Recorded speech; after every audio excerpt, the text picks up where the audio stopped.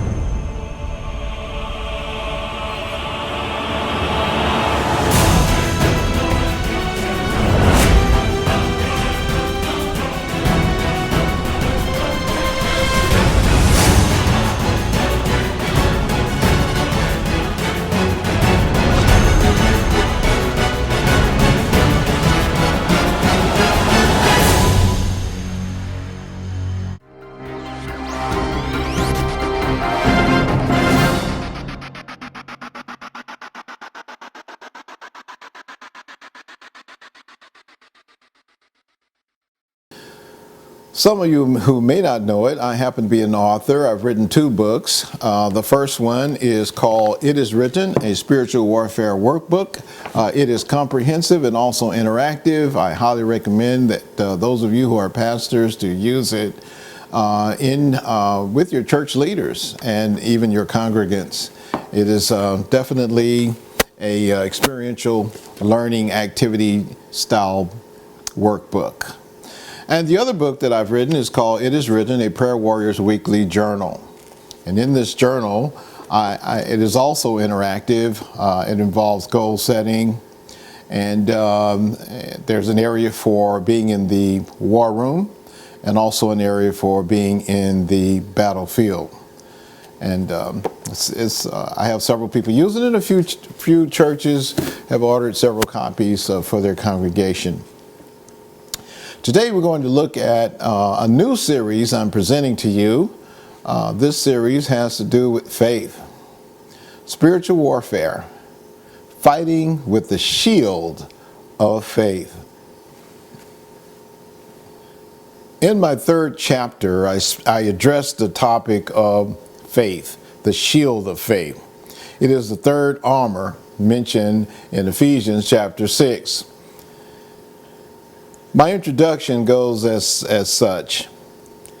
We hear lots of stories about the many battles that David fought against the various heathen nations.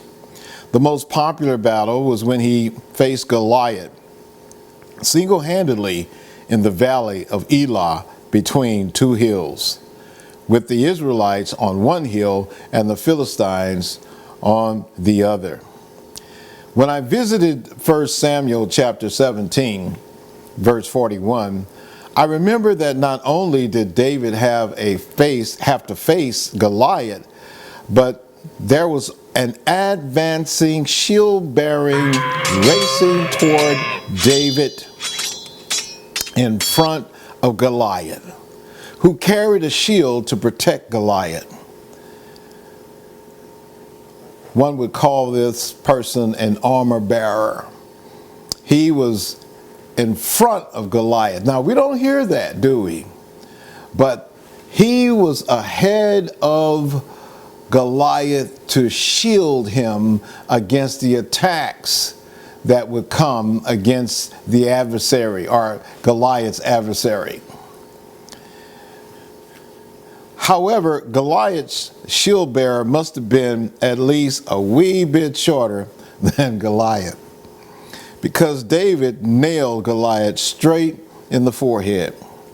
In Ephesians 6, Paul describes faith as a shield.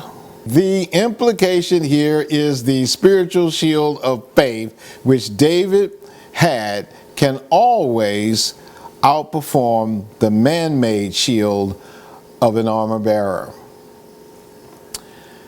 As you learn principles of fighting with this defensive weapon, you will discover that, like the shoes of the gospel of peace, your shield must always be within arm's reach. Nevertheless, faith is not a proactive word. Quite the contrary. Faith is a reactive word. Let me explain. Faith has nothing to do with what you can conjure up within your own psyche. It's not about what you can do, but it's about what God has already done. Faith is about a trusting relationship in knowing that God is your shield and buckler and a very present help in a time of need. Can't you hear the Lord saying to you right now, "Come unto me, all you who labor and are heavy laden. Take my yoke upon you and learn of me, for I am meek and lowly in heart." God is not so big that he can't come down to where you are. However, you must have faith in him.